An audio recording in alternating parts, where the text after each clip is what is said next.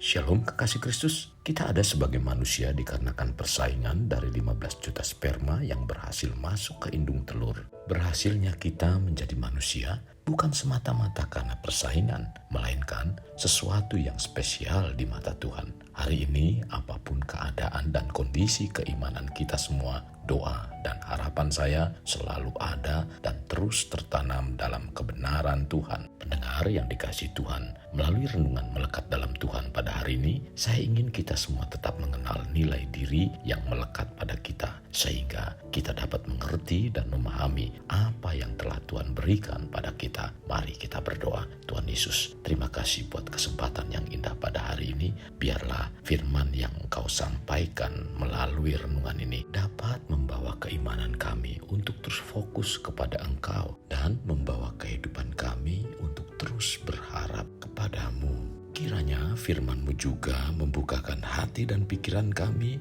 untuk mengerti dan memahami akan nilai diri pribadi kami sebagai nilai yang intrinsik dalam kehidupan kami, yaitu nilai yang melekat dalam diri pribadi kami sebagai ciptaan yang spesial dan unik. Dengan demikian kami dapat mengerti dan memahami tentang pribadi kami yang tidak ada duanya. Terima kasih Tuhan Yesus. Siapkan hati kami untuk menerima kebenaran firman-Mu. Dalam nama Tuhan Yesus kami berdoa. Amin.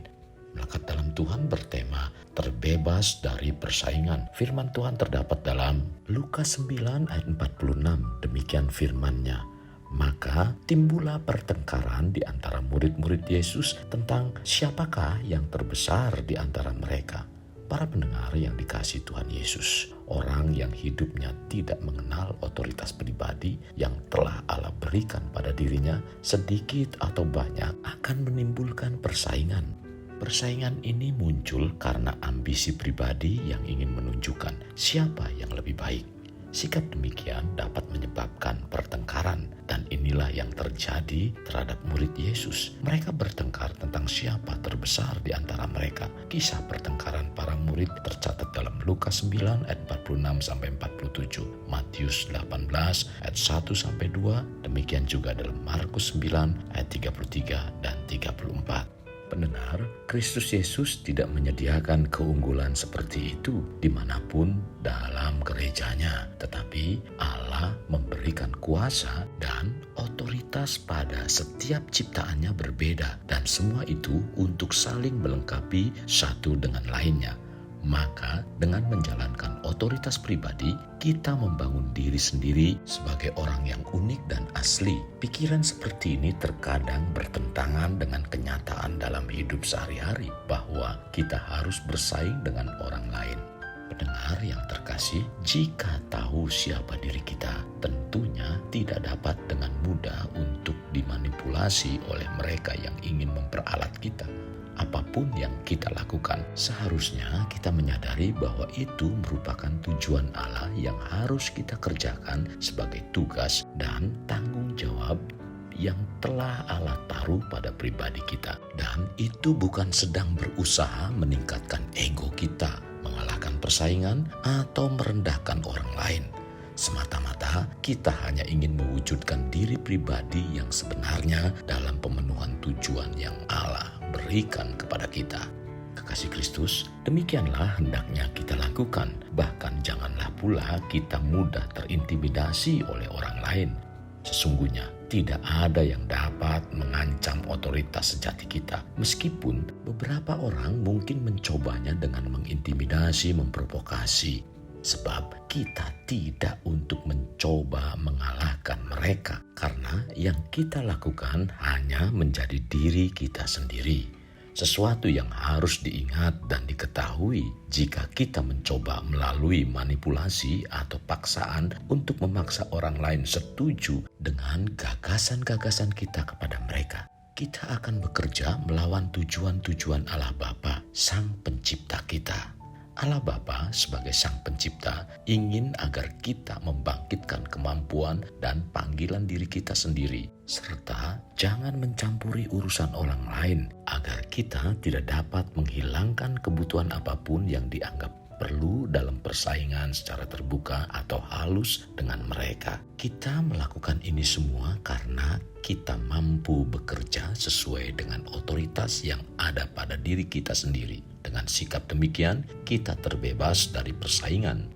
Kekasih Kristus, karena kita mengenali diri kita berbeda dengan orang lain dalam otoritas pribadi, kita tidak perlu membandingkan diri dengan orang lain.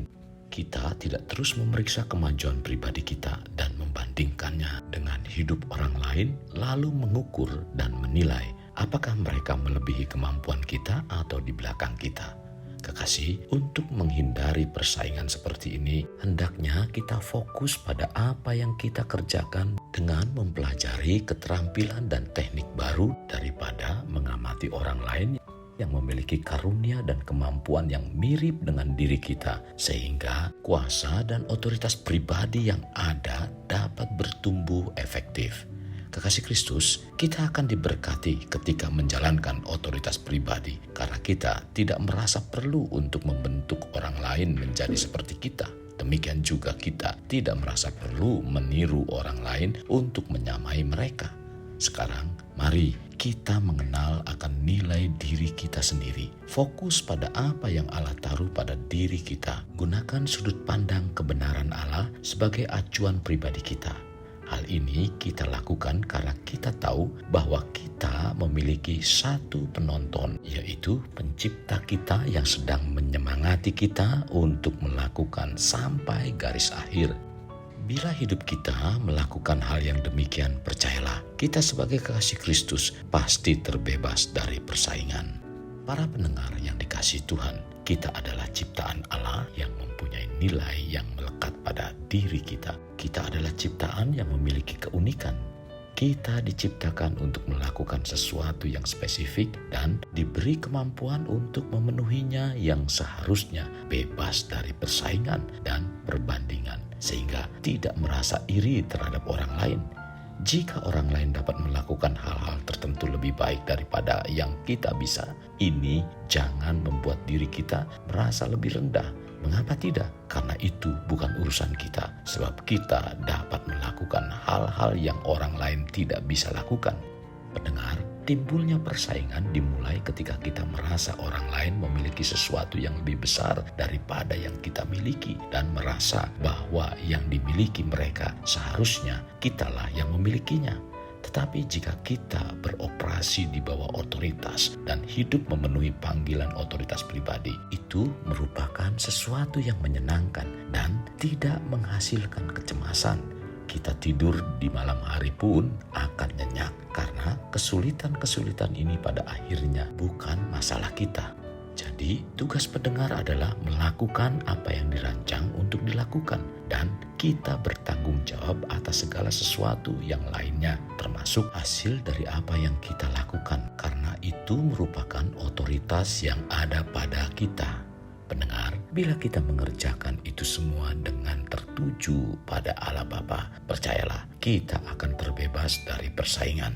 Kekasih Kristus, mari bawa hidup kita menjadi pribadi yang dapat memerdekakan orang dari belenggu kehidupan, layaknya terang yang menerangi kegelapan. Karena itulah yang Tuhan inginkan pada kita sebagai warga kerajaan Allah. Mari kita berdoa. Tuhan Yesus, terima kasih buat firman yang disampaikan hari ini. Sungguh sangat memberkati kehidupan kami. Seringkali muncul ambisi-ambisi yang tidak pada tempatnya dalam kehidupan kami. Lewat firman Tuhan hari ini, kami diajar bahwa kami diciptakan mempunyai nilai pribadi yang tersendiri, di mana Engkau membentuk kami berbeda dengan orang lain. Firman-Mu hari ini mengajarkan kepada kami agar kami tidak memiliki rasa iri hati terhadap orang lain. Demikian juga jangan merasa rendah diri karena Tuhan memberikan kepada kita di mana kita dapat melakukan hal-hal yang orang lain tidak bisa lakukan. Inilah firman yang Kau ajarkan pada hari ini kepada kami sehingga kami terbebas dari persaingan dalam hidup ini. Tuhan, terima kasih buat firman-Mu. Ini doa kami. Dalam nama Tuhan Yesus kami berdoa.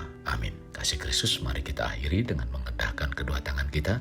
Terimalah anugerah berkat dari Allah Bapa, kasih sayang daripada Yesus Kristus dan persekutuan dengan Roh Kudus yang memberkati, melindungi, dan menyinari engkau dengan wajah-Nya. serta memberi engkau kasih karunia di mana Tuhan menghadapkan wajahnya kepadamu dan memberi engkau damai sejahtera. Tuhan juga mencurahkan berkat secara rohani, berkat secara jasmani, dan berkat secara ekonomi, di mana berkat Abraham, berkat Ishak, berkat Yakub dicurahkan dan dilimpahkan dari saat sekarang sampai Maranatha tiba, dalam nama Tuhan Yesus. Amin. Sampai jumpa di renungan berikutnya. Tuhan Yesus memberkati. Jangan lupa like, share, dan subscribe.